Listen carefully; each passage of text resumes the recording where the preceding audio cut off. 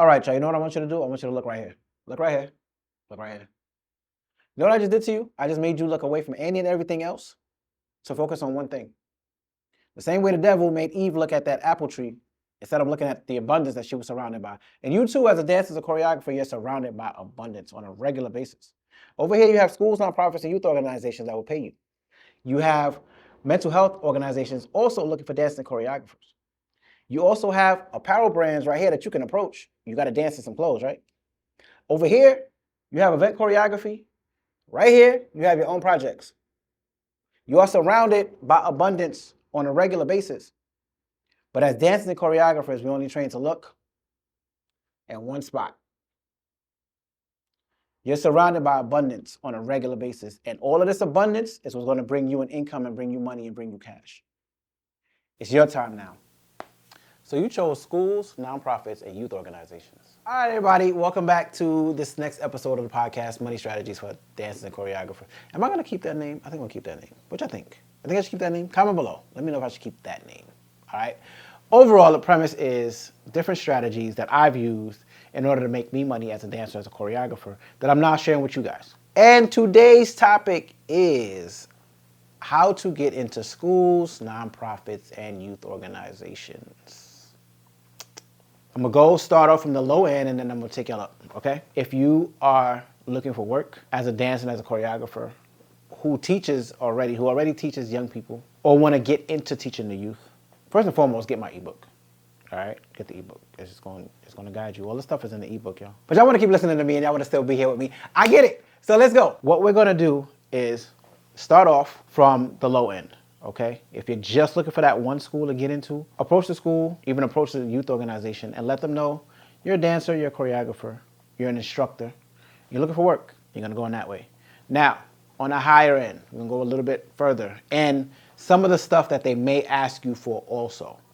So let's go into that. You're going to need your fingerprinting from the DOE. So you're gonna need to be fingerprinted, okay?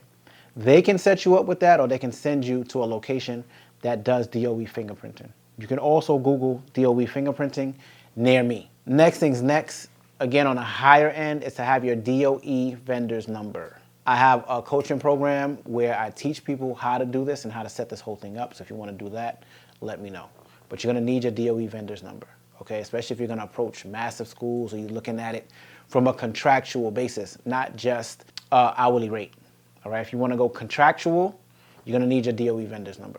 One of the other things that you're gonna need is payment portals. You're gonna need to set up your payment portals, which is usually through PETS, Passport, BOSIS. There's a few other ones. It'll also depend on what state you're in.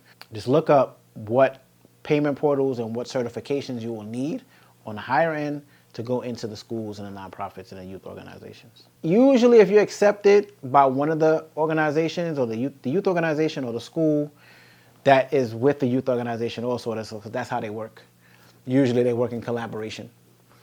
They're gonna send you to get all of these things and they're gonna send you the links of how you're gonna be able to attach these things and get your own payment portal, how to, where to go to get fingerprinted and things like that, okay? However, it's good for you to know this information on your own so that when you approach them, you're like, oh yes, I've already been fingerprinted. Either here's a receipt or here is where you're gonna be able to find this the proof, and it gives you a number, stamps you a number, and you can give that number to all the organizations. Hey, quick question. Are you a decision maker in the school systems, you work for a nonprofit or a youth organization, and you're looking to either revamp your dance program or add one, and maybe your curriculum needs better culminated events, better outcomes, better deliverables? My name is Mariano Martinez. For the past 20 years, I've been using dance as a youth empowerment tool. I've been able to remove youth from gangs, prevent suicide, increase self-esteem, as well as encourage entrepreneurship. I did a full case study video on how I've been able to do this. All you have to do is click the link, and I'll see you inside.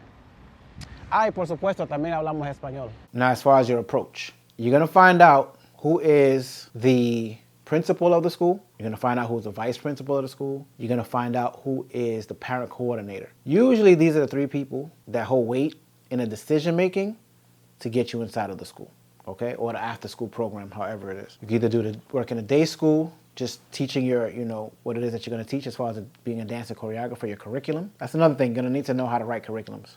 It doesn't need to be a whole brought out program design, which I've done, and know how to do. Create a full program out of dance and choreography, all the things you're going to implement and all the outcomes and all that stuff like that, your objectives, everything. You don't need to fully know how to do that. It helps if you do, because again, the more you know, the more contracts you can get and the higher you can go. Okay? It's not just you going in for an hourly rate. It's you going in for contracts. Superintendents come next. That's on the next level.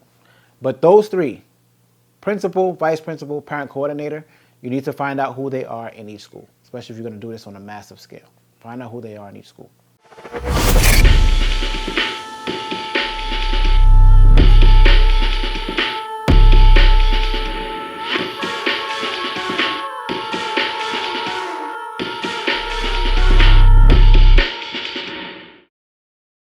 Now, I spoke about this before, and I'm going to speak about it again. If you want to go higher, find out who the superintendents are over your district. Find out who the superintendents are over the district. And all the districts that you want to get into, find out who the superintendents are.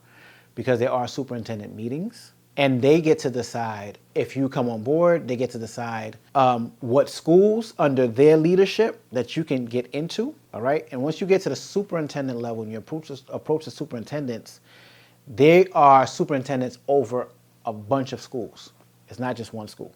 The principal of the school, he has that one school. The superintendents are the ones who tell the principals, okay, we're going to put this program into your school and into several schools within their leadership. All right. Once you do that, you want to have all your ducks in a row. That's when you definitely have to have all your paperwork and everything that you're doing. Okay. Set in stone. So again, hourly rate is different from contractual. All right. The higher you go, the more information and the more stuff you want to have in your arsenal, basically. Again, I teach this, I coach this. If you want to know more, connect with me, leave a comment. So let me guess, you're a dancer struggling, trying to find a way to make money, make a consistent income. You're tired of the old ways of just having an audition, and then on Monday through Friday, you're trying to figure out how you're going to make money. Well, this ebook is for you. I created an ebook called Money Strategies for Dance and Choreographers. This ebook is for you. It breaks down everything on how I've been able to make an income, sustainable income as a dancer, as a choreographer, and now employing other dancing choreographers and teaching them how to do the same. And no, it does not matter what style of dance you use. You can get this ebook and it'll maximize and teach you how to maximize what your style is. And there's a couple of other links in there as well that are going to allow you to maximize your money and your potential even more. Click the link, get the ebook, see you on the inside. It's our time now. Now, the higher up you want to go, the more you have to have your documentation in order, okay? Starting off with, especially your DOE vendor's number, because now you become a vendor for the DOE. Your MWBE, Minority Women Business Owned Enterprise. Because what that does is now it rushes your process to where you no longer have to bid for contracts, and you don't have to be part of the pool of bidding. You already have like a straight shot into working with the organization, the school, or the nonprofit. This is where I am, and I'm even going further and further up. One of the other things that we were able to do as far as JW Productions is create a nonprofit out of our dance academy, which we're going to be able to do so much more with. So we have, different ways of empowering and accessing the youth and accessing and working with the schools and the other nonprofits. My main goal right now is to revolutionize the way people see dance, and to do it at a high level, and to do it on a superintendent level. Let them know, dance is not just a hobby, y'all. It's not just a hobby. Dance is mental health. Dance is social emotional learning. Dance is employment. Dance is suicide prevention. Dance is violence prevention. Dance is so many things. Dance is structure. Dance is discipline. There's so many things that come along with dance. Dance is mathematics. You don't think you're counting because you're counting in it. Well, you're not counting the way school taught you to count. You're counting in a whole different way. And when it comes to algebra, what you're actually doing is you're plotting a graph. Because when you put people and dancers in different spots and you create formations with them, you're actually plotting the X and Y axis. So dance is so much more than just a hobby. And my goal is to revolutionize the way people see dance. The higher and higher and higher up you go in this, and more information that you know, the more money you get with the skills and the talents that you already have. Y'all already know what to do. Comment, like, subscribe, share. Let me know what your thoughts are. Get the ebook, Money Strategies for DancingChoreographers.com, MoneyStrategies for DancingChoreographers.com. There you're going to be able to jumpstart any and everything that I'm talking about. And again, look at all the other videos that I've created, the special events, the one on abundance, everything. We're going to go talk about how dance is mental health also. I didn't mention that one in this one. So all of these things, okay? Check those out. Definitely comment down below. I will see y'all in the next one. Love y'all. Peace.